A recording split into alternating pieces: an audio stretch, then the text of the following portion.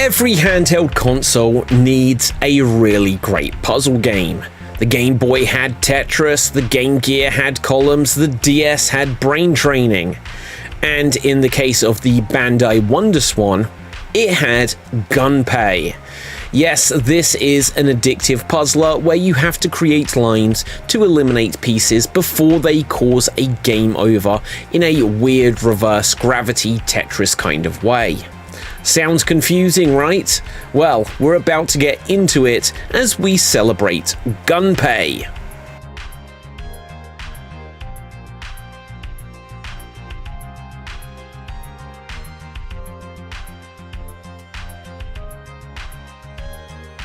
In today's video, we're specifically looking at Gunpei X for the WonderSwan Color, which wasn't the first Gunpei game, but was the first one that I played.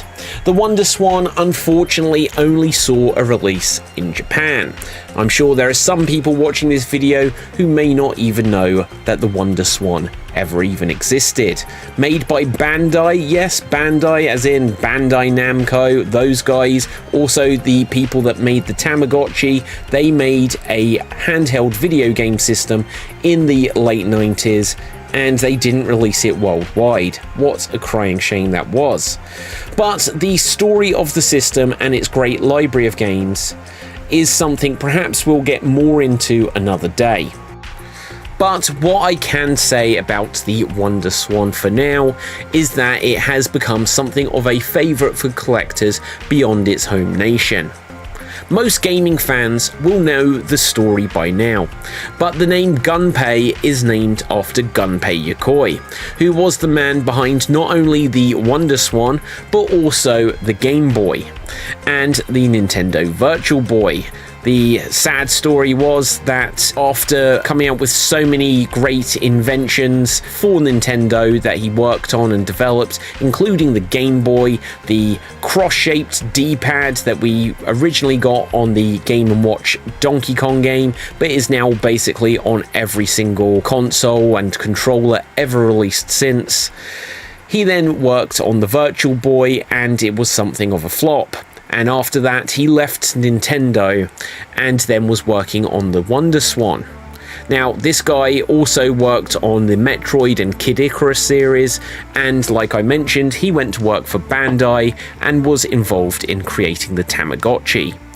Now unfortunately he passed away in 1997 under tragic circumstances, so he didn't actually get to see the WonderSwan hit the market. But as such an influential figure within the gaming industry, they named this puzzle game after him. So Gunpei, even though it is slightly spelt differently to his name, is named as a tribute to Gunpei Yokoi. The game is clearly an attempt to create a Tetris-like game for the WonderSwan, and whilst it achieves being a good game, I think most would agree that it doesn't quite reach the heights of gameplay or addictiveness of Tetris. Just like in Tetris and Columns and Puzzle Bobble and most puzzle games, you have a well. And then this well will start to fill up with pieces that the player can manipulate to try to create lines. Do this and the line disappears. If the pieces go up the screen and cross a threshold line, then it's game over.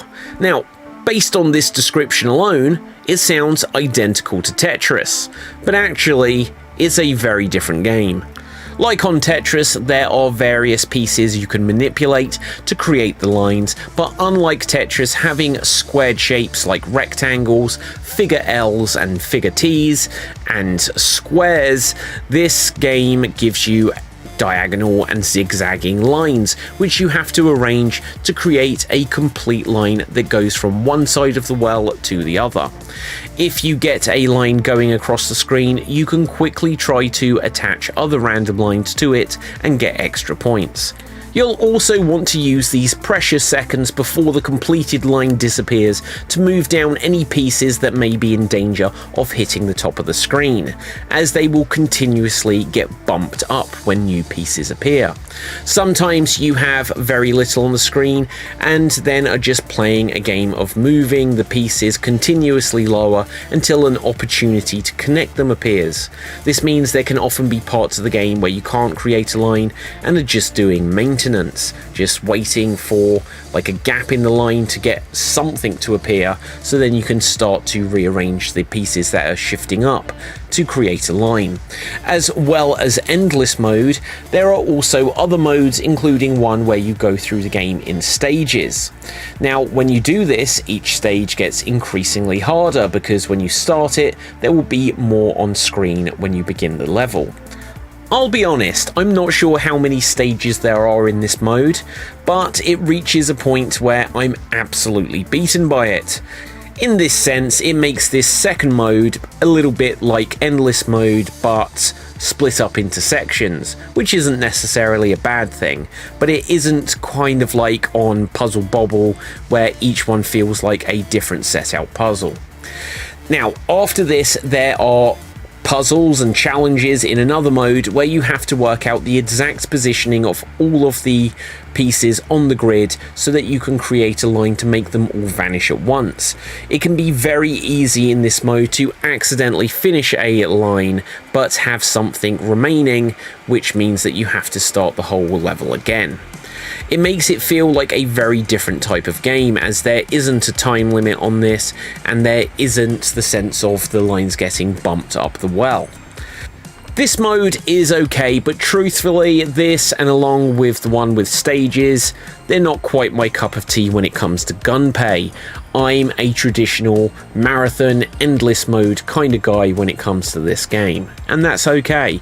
If you play these other ones, they might be a little bit of a distraction to play something different, but for me, the best way to play this is just in that endless mode. Now, I would love to see Gunpei get more sequels and re-releases, but who knows if and when this will ever happen. If you have a WonderSwan, I'd say this is one of the best games you can get on the system. Either this or one of the other Gunpei games, because there's 2 or 3 are available, and I'd say you should have at least one of them in your collection if you want to enjoy the WonderSwan. The game is perfectly playable if you don't speak Japanese, which isn't something you can often say about the majority of WonderSwan games. Now, I've enjoyed dipping my toes back into this game for this video series, and if you haven't done so already, do check out the other videos I have in the puzzle game retrospective here on the channel. There'll be a bunch more coming up. Ones that I've already got on the channel include for Columns and Bust a Move, and you'll see what else we've got coming up soon. So that is going to wrap things up for this discussion of Gunpei X for the WonderSwan Color. Do you have this game and what do you think of it? Let us know in the comments. Does this rank up there with the likes of Tetris and Columns and Puyo Puyo, or is it something bit more of a miss? Let us know. Also, where do you think this ranks in the world of WonderSwan games overall? I'll be having some more videos on the WonderSwan and some of the games available for it in a little while, so do make sure you smash that subscribe button here on the Geek Battle Gaming YouTube channel to check out that, as well as the series of puzzle games that I've been covering, and all of the different documentaries, reviews, hardware reviews, and everything else on the channel. Check out www.extremed.tv/gaming, where there will be a written article version of today's discussion. And with that, until next time, stay safe, always stay extremed, and ciao for now. Boom, and we're off the air.